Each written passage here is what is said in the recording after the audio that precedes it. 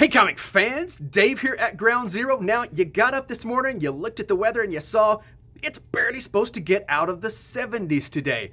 So, if you had abnormally cool early September weather on your Apocalypse bingo card, congratulations, you're a winner.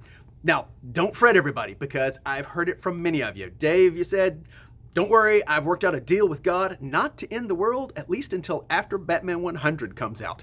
So that means the rest of you get several more weeks to read all those comics on your bucket list, which is actually what I wanted to talk about today. Because now, yes, it's New Comic Book Wednesday, and it's not just New Comic Book Wednesday, it's a Batman week. So yeah, I know, I'm going to have to really twist your arm to buy this one. I mean, come on, DC, really?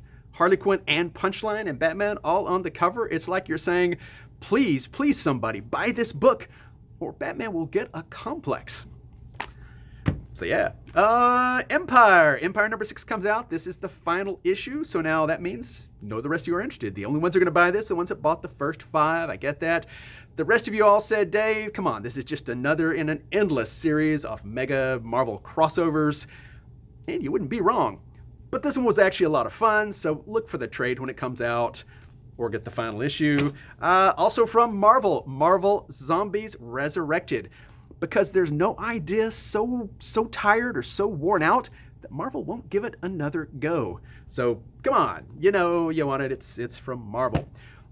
Lots of great new comics this week, but that's not what I'm here to talk about. Actually, I want to talk about old comics, because there's a couple of new releases that are near and dear to my heart. Beginning with this one, Green Arrow, The Longbow Hunters Omnibus. Now, this is magnificent. I was a huge fan of Mike Grell's Green Arrow run in the mid to late 80s, early 90s. It really redefined the character, brought him into kind of a somewhat more mature, older age. It was a very gritty, realistic take on how a superhero copes with getting older. Really just some great stuff. And this little puppy, it's not cheap, but it's massive. It is over 1,500 pages. It is over 8 pounds. This is the kind of massive tome that shows everybody you are a serious comic fan. You're an erudite comic book collector. Trust me, books like this on the shelf, that's what gets the chicks. So yeah, trust me, you know you want that. But now some of you may be saying, but Dave, last week you taught me into buying the Inkle, and it was really weird. Longbow Hunters, not weird at all.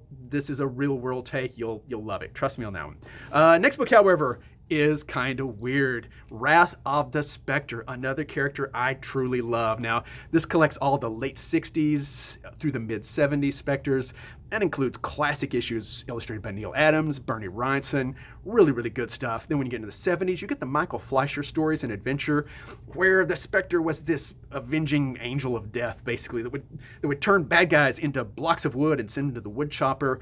Trust me, you like gruesome stuff? You can't go wrong with the Spectre. It's really good stuff. Another massive tome, another one to convince the world you are an erudite comic book fan. Plus, if everybody buys this, maybe DC will finally collect the entire John Oster run of Spectre. Really a magnificent run. If that happens, I can die happy. So come in and take a chance on this one. It's really good stuff.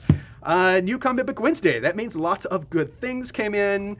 We got another Superhero Girls. This is really very much our go-to book when parents come in looking for something really cool for the young'uns. It's a great series, so if you're a parent or if you're a young one or young at heart, yeah, this is what you want. Lots of new books, New Mutants. Apparently, mutants are a menace now, so something new from Marvel. Also, it's that time of the year. Overstreet Comic Book Price Guide is finally out. It took a long time. So if you want to know what all your comics are worth, well, yeah, you could do what everybody else does and just call your local comic shop. Trust me, you want the book. This is the better way to do it. Amaze your friends by knowing exactly how much that issue of Quicksilver is worth. This is the book that will do it. It's a lot of fun. It seems to be later and later every year, and this year we had a pandemic, so it's especially late, but it is finally here. Lots of good stuff. It's New Comic Book Wednesday. We got all sorts of goodies here for you, so we'll be open up in a couple of hours, so come on down. You know you want them. Guys, have a great day.